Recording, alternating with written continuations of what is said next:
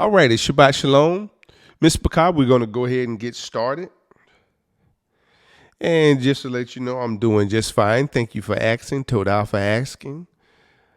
I am Tomi Yod. I'm doing very good. So we're going to get started, Ms. Bakar. And I'm praying that this lesson will stir something different inside of us. So let's pray. Baruch Hashem Yehua Eloheinu Melech Haolam. Father, we say Todah Reba for this journey, for these lessons, for the Mizpachah, for those that are progressing and those that are making the step in the direction of progression. Father, we ask you to continue to show your favor, show your oversight of our lives. Father, bring areas in our life that needs adjustment to our attention, because we know we have to make those adjustments. So we ask you, Father, to do that so that we can be in right standing with you. Shine the light on every place, every shadow, every dark place, even the hidden things of our lives that we might not be aware of, because it's just sitting back waiting to raise its ugly head. But bring it to our attention so we can esteem you, so we can go through the proper correction. Then we can move forward, giving esteem to you. Now today, Father, we thank you for the insight you're going to give us. Continue to stir our hearts, stir our souls, and we give you praise this day. In the name of Mashiach Yahusha, Hallel to Yahuwah, Amen. All righty, Ms. Bakar. Let's see. So, our lesson today is from harvest to hearing. From harvest to hearing. And what got me to thinking about this area was and you'll see as we go along, that harvest can be consuming because you've labored, you've put your effort into, planting, sowing, doing all the things necessary to reap a harvest. But what we fail to forget is that the harvest is for a season. Remember what the psalmist said? That you shall be like a tree planted by the still rivers of water, bringing forth your fruit in your season. And I think one of the things that cause us to stumble, that causes us not to be in sync, is the transition. And knowing when to transition, or knowing when our lives, the Father's trying to transition us. And sometimes our transition can be, how could you put it, intense. It could be something that really awakes us. And we might not have been aware that thing actually existed. But we're going to explore today, and hopefully I can bring clarity. Hopefully through the Father's Ruach, I can bring understanding. So let's get started. So our next feast day is Yom Teruah. But notice we got a huge gap from Shavuot, or the Feast of Weeks, to Yom Teruah. So these are just some reminders for you. It's a reminder that seasons will change. Some of us want a constant joy all the time. And we don't think that there's a season of sadness. Remember in Ecclesiastes, it talks about there is a time and place for everything under the sun. A time of weep. There's a time to laugh. There's a time for everything. So even Shaul acknowledged in his life that he learned how to abase, how to be low, and how to abound, how to be on, float away, so to speak, being at a high magnitude in his life. But for us, I don't know if we've mastered those transitions. We think everything is going to be on a high sometimes, when there's so much learning that takes place when you go through and you experience things. You learn discipline. Even the Mashiach learned obedience through his suffering. Okay, you have to adapt to the seasons, because the seasons are not designed to adapt to you. So the seasons are going to change no matter what. So you have to be intuitive enough to see the signs and to make adjustments for the seasons. Understand the transition of seasons.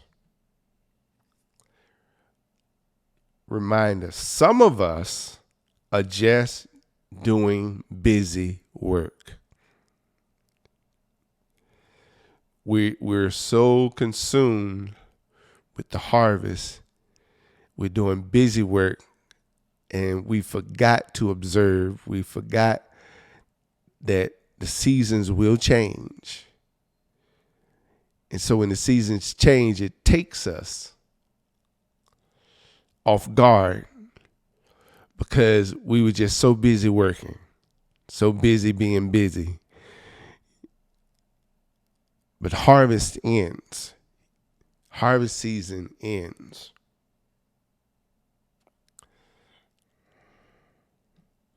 So I put the scriptures here. I'm not going to read through them, because you can read through them in your leisure, and we've read through them so many times. Shavuot, which is Leviticus, and you can find in multiple places, but I cited here Leviticus 23, chapter 23, verse 15 through 22. And then there's a gap. Now, I'm not going to get into whether the count continues or whether it doesn't.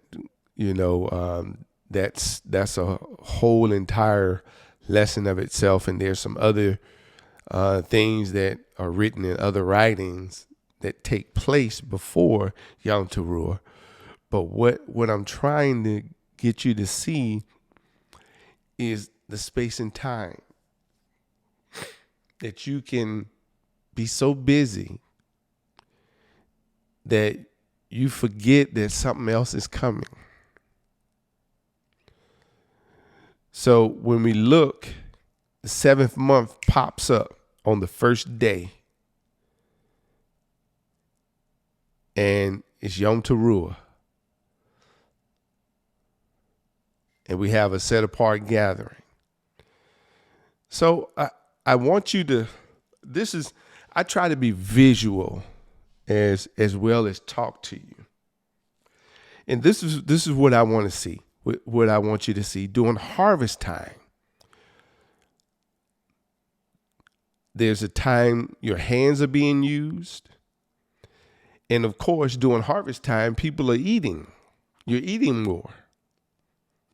You're storaging, but because it's harvest, you have ready food that's ready to eat right then, So you're enjoying the freshness of the food, the freshness of the grain. And your hands are busy. because harvest is intense work.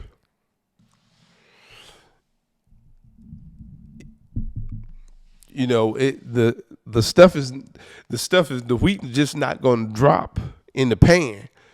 You got to go out and thrash it. You got to get it prepared. You got to do all these things to this harvest, and you get busy.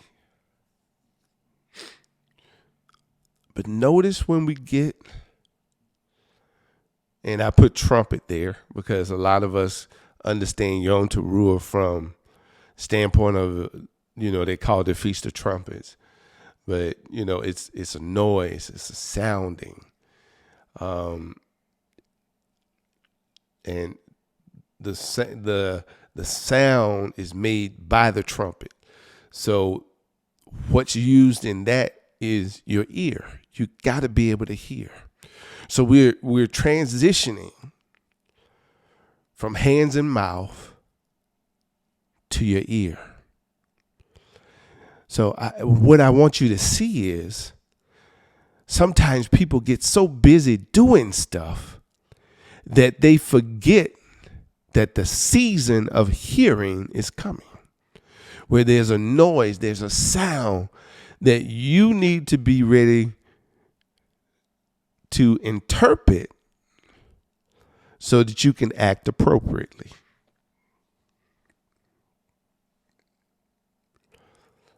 But what happens?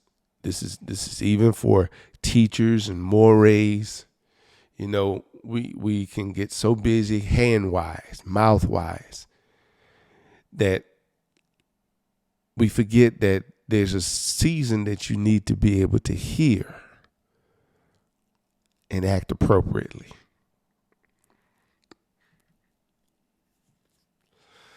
So let's look at this. Leviticus chapter 23, verse 24. Speak to the children of Israel, saying, in the 7th month, on the first day of the month, you have a rest, a remembrance of teru'ah, a set apart gathering. Okay, and I left a footnote there, literal sounding by instrument or human voice. So when we talk about teru'ah, we think trumpet, but it's actually dealing with the sound. What is the sound?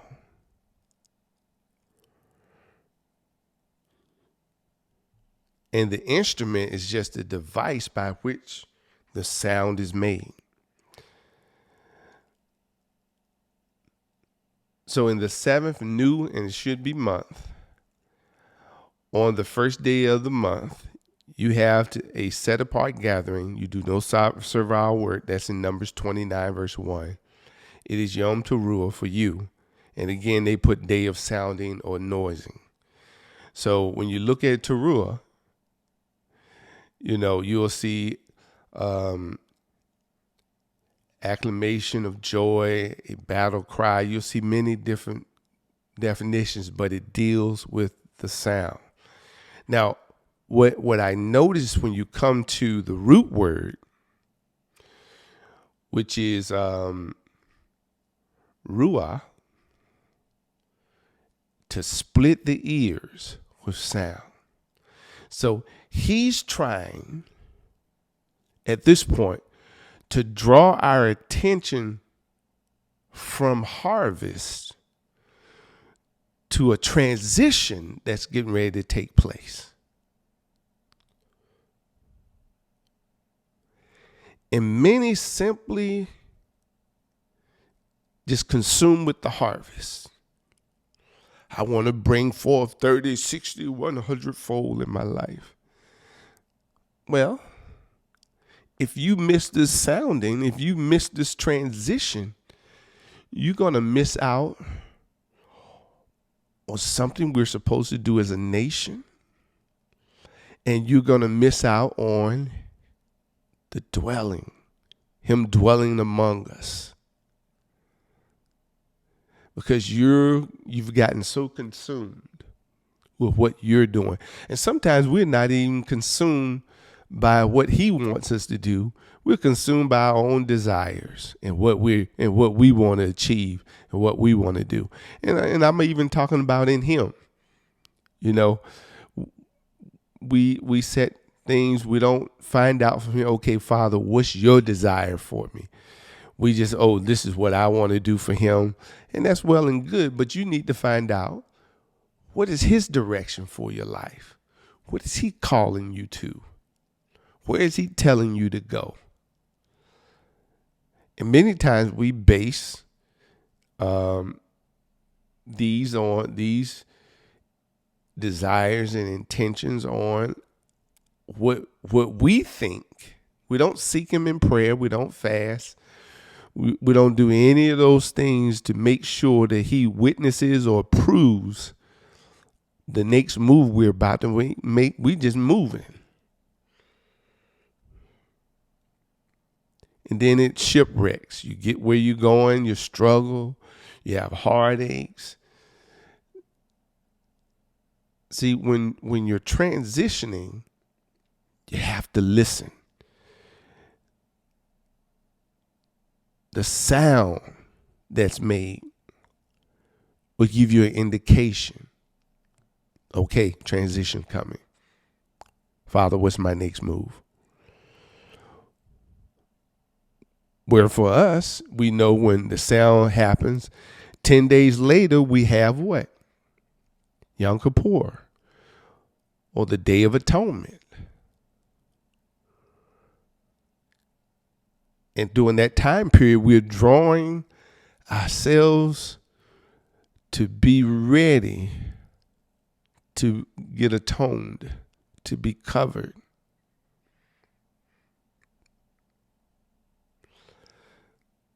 So I want you to look at just some of the places. Now I'm giving you, and I want to clarify this. I'm giving you a different angle to come from. You know, not your typical thing that you're going to get to help us lead up to a feast day. Because sometimes our thoughts are boxed in. So look at Psalms 89, verse 14. Righteousness and right ruling are the foundation of your throne. Loving commitment and truth go before your face. Blessed are the people who know the sounding. It's talking about teru'ah. Now notice what it's saying, and notice where it's encapsulated in this particular passage. They walk, O Yahweh, in the light of your face. In your name they rejoice all day long. They are exalted in your righteousness. Notice how everything in here points back to him. In other words, usually when we hear a sound, our eyes are drawn to where that sound is coming from. But if you have problems hearing, and we've talked about this in multiple lessons in the past, if you have problems with your hearing, then what you're speaking, there's definitely going to be issues with.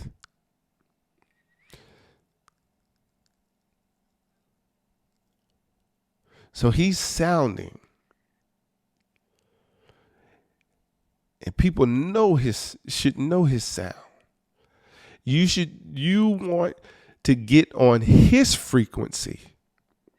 And what's happening most of the time, people want him on their frequency.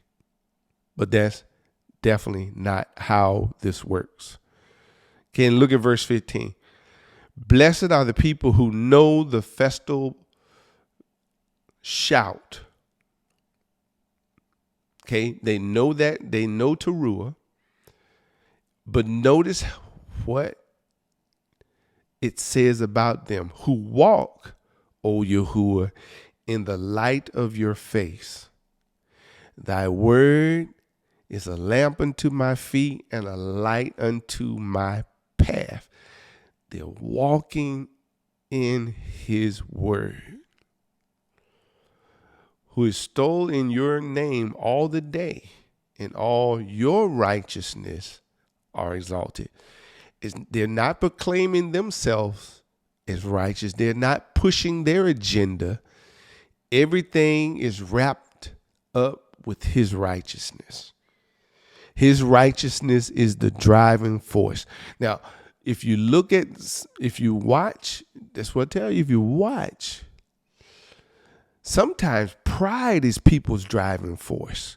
Sometimes competition is their driving force. Okay? You got your Hebrew police out here. Nobody's right but what they are doing. When they haven't examined themselves to make sure that their works don't perish in the fire.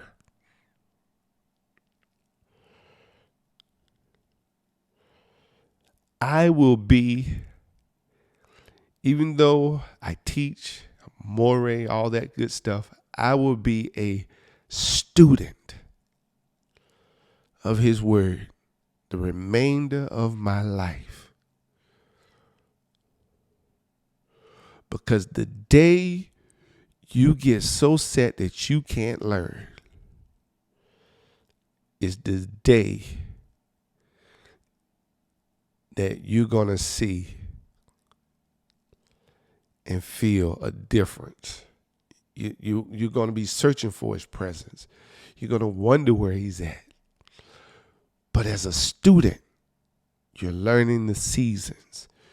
You learn how he operates. You learn what he requires for his tests. And when you're in class, here's where a lot of people have problems.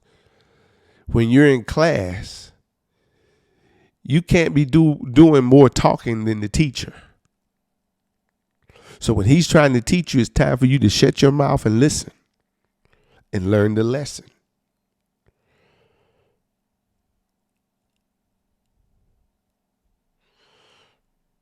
So let's keep going.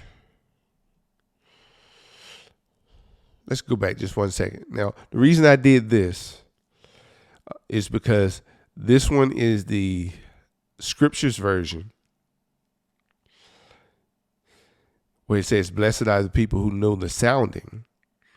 But the ESV writes, blessed are the people who know the festal shout.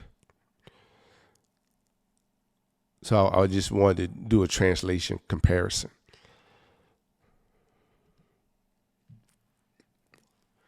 So when we are transitioning, we're going to be transitioning from using our mouth and our hands to hearing. Hearing is so important. Ozain.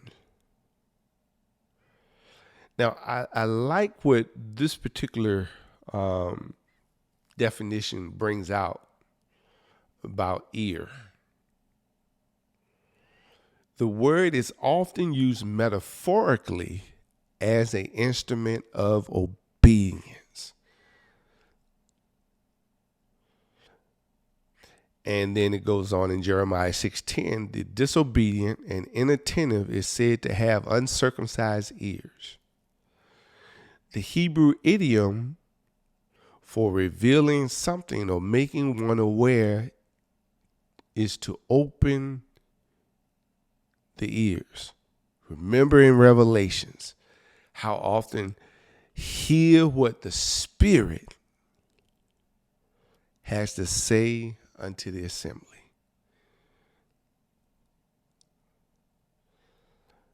Sometimes our hands are moving and our mouth is moving, and we forget that our ears should be open first to hear. Proverbs 25, verse 12. a ring of gold, an ornament of fine gold, is a wise one's reproof to an ear that hears.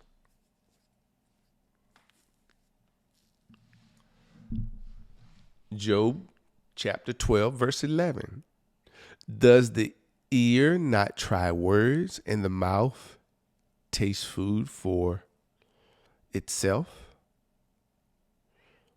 Verse 13, verse 1. Look, my eyes have seen it all. My ears has heard and understood it. Now, see, that's something I mentioned earlier. You can hear the sound, but do you know how to interpret the sound?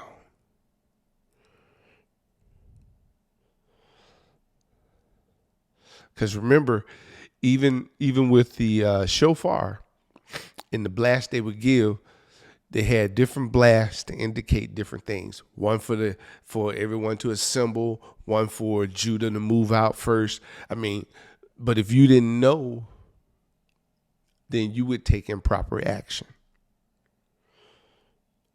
So we're transitioning, and we need to be able to hear.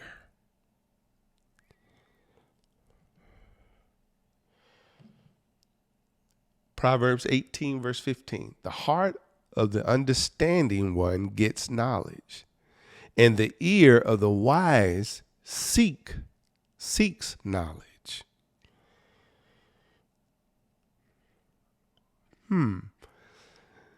So that ear should be seeking, because what do you counsel? When you get counsel, you have to hear. There's only foolishness to get counsel and then don't listen to the counsel. But if you're wise, you seek that knowledge. You seek what you need in that season. Now let's look at Jeremiah chapter 6, verse 10. To whom shall I speak and give warning, so that they hear? See, their ear is uncircumcised. They are unable to listen. See, the word of Yehua is a reproach to them. They don't want to hear it. They do not delight in it. Okay, so you can hear his word, but do you delight in his word?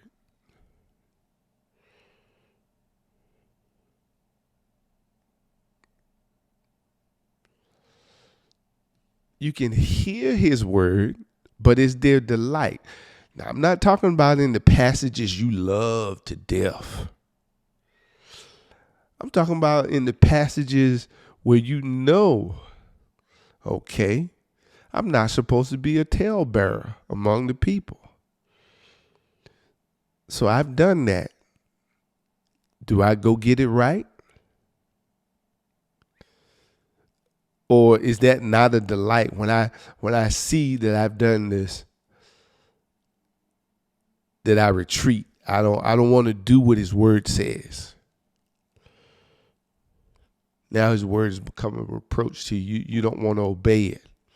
See, this word, whether you like it, how it's put together, whether you like what it says, this is what's going to judge you. This word.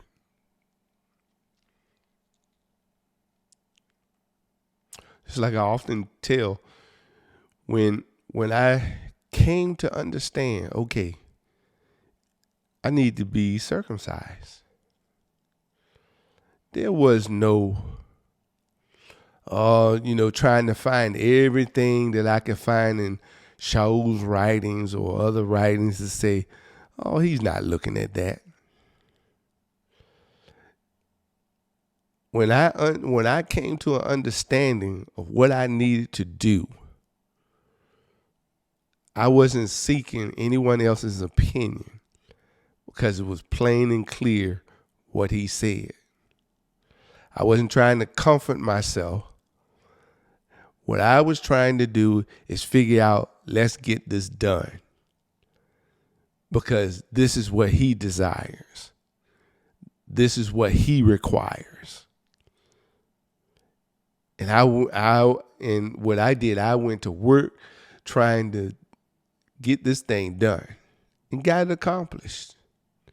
And I can say I remember writing in my journal about the experience and even though there was pain in the flesh, about the great joy that was felt in knowing that I did what he required. You know, we should be applying this same concept to even those parts of his word that some of us are contentious against. We'll fight it tooth and nail. We'll go get every opinion. We'll talk to every moray. We'll justify our actions instead of confessing and doing what we need to do to get right.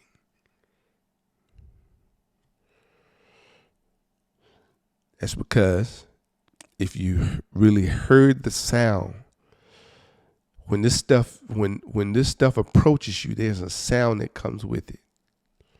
Transition. You won't properly transition into the next season until you properly interpret that sound. Now let's read some from Zechariah, the 7th chapter and the 5th verse. Because some folks are just outright, they refuse. There's a refusal. Let's see what the Father has to say. Speak to all the people of the land and to the priests, saying, when you fasted and laminated in the 5th and the 7th months, all these 70 years, did you truly, listen to this, did you truly fast for me? For me? And when you ate and when you drank, was it not for those eating and for those drinking? Are these not the words which Yehua proclaimed through the former prophets when Jerusalem and the cities around it were inhabited and in safety, and the south and the low countries were inhabited? The word of Yehua came to Zechariah, saying, thus saith Yehua of hosts, execute true right ruling, show loving commitment and compassion, everyone to his brother. Now, what came? A sound. But this sound was Elohim's voice telling them they need to transition, giving them instruction to transition. Do not oppress the widow or the fatherless, the stranger or the poor. And I think sometimes we forget about the stranger and the poor. We get consumed by other factors, but that's for another day. Do not plot evil in your heart against one another. Now notice it talks about plotting in your heart, in your mind. But they refused to listen. They shrugged their shoulders and stopped their ears from hearing. Maybe, just maybe, I need to read that again. But they refuse to listen And they shrugged their shoulders and stopped their ears from hearing. And they made their hearts like flint against hearing the Torah. And the words which Yehua of hosts had sent by his spirit through the former prophets. Therefore, great wrath came from Yehua of hosts. Man, that sums it up. When are you going to hear? When are you going to properly interpret the sounds that come from the Father giving you proper instructions? But who am I? People don't believe me. Oh, but it's going to be interesting. Sometimes we prepare, but we preparing for the wrong thing. That's all I can tell you. Better get your soul right. So look at this. We coming to the next feast day. Yeah, it's months away. So what might be a good idea would be, let's see. Evaluate your feast days up to this point. How did your harvest come out? Did you enjoy your harvest? What best can you do now to transition? You got months, a couple months to get yourself in the right place to hear the sounding, to hear the noise, to hear the shout, to hear the awakening, to hear the arousal that's going to come. What can you do to have your ears in tune?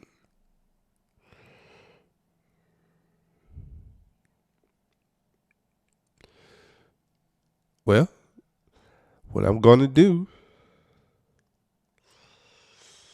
is we might talk about this a little further. And I knew, today wasn't going to be a long lesson. That's never my objective. But what I want to make sure of is, you see, did you notice all of a sudden we got everything dealing with harvest, then bam, we got a feast day that you don't see per se a harvest there. It's not telling you to bring a first fruit, but it's telling you to listen. Listen for a noise. Listen for a shout. Could be a joy shout. We had a great harvest. But then we have to look forward 10 days and we see something else taking place. So learn about these transitions for you spiritually in your life. How you can be in tune. Have you ever heard someone play a piano or play a instrument, whether it be flute, saxophone, trumpet, whatever, and there's a key that's off?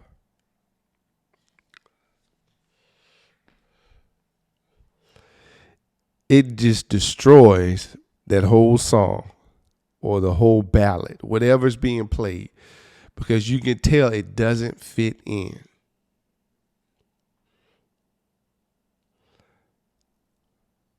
But if you're not paying attention, you'll miss it. And you'll think, Oh man, that sounded great. No, it didn't sound great. They were keys that were off. They were out of tune. This is why we got to make sure we hear properly. Make sure you're hearing his word properly.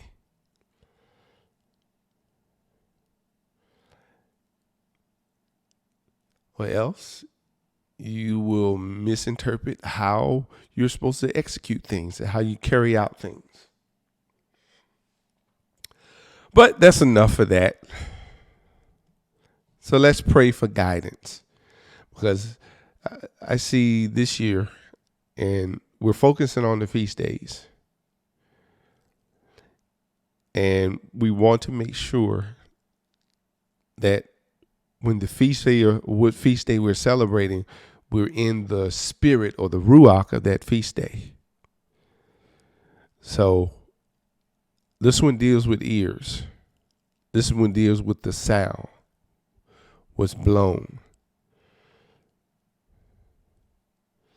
And for those that are blowing, nothing worse than hearing someone blow a trumpet or a shofar, any kind of instrument, and it's out of tune, or either they don't have the skill set to blow it. I'll be the first to tell you, I'm not an expert at blowing. It's not, I can do it, but that's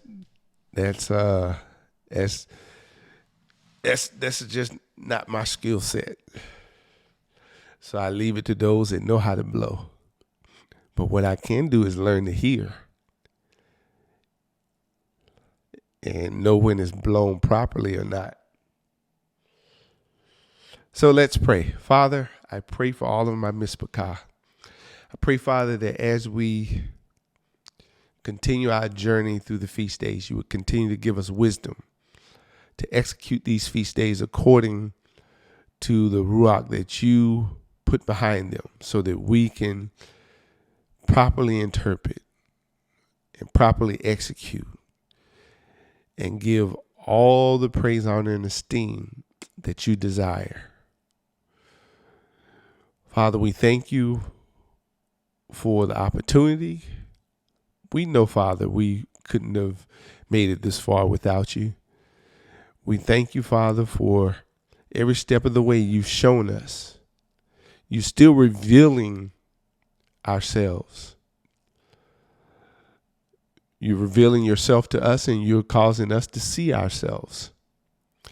Father, and I pray for patience for the mispakah, for those that are out there, because I'm reminded that after we have done the will of Elohim, that we have the need of patience, that we might reap the reward.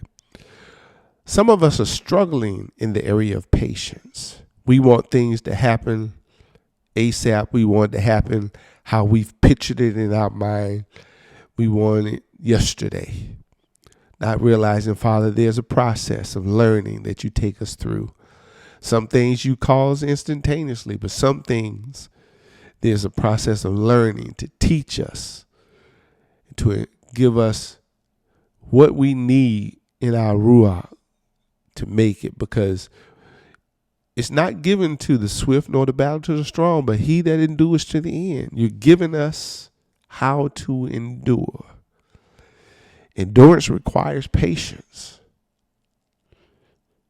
The race isn't over yet, Father. So I pray that along with all you're giving us, stir up patience inside of us. Patience with ourselves, patience with one another. And we give you praise, Father, for all that you do. In the name of Mashiach Yahusha. Hallel to Yahuwah. Amen. All righty, Miss McCall, we're moving right along. So if you would like to join our bookmarker witnessing team, you can just go to our website, bm.hebrewfoundation.org. Fill in your information, and I'll get those bookmarkers out to you. And Pesach will be here before you know it. So we still have our Hebrew Passover stories there to as a tool to train and to teach your children so that they can have this knowledge instilled in them. So we're ever thankful. And we desire your prayers that we will keep doing the will of Elohim. And if you would like to support us, you definitely can. You can do so online, Cash App, PayPal. But put the number one priority as sending up some prayers for us that we will navigate and do topics that are, according to the Father, will be helpful to his people. So that is our prayer. All right, Miss Bakah.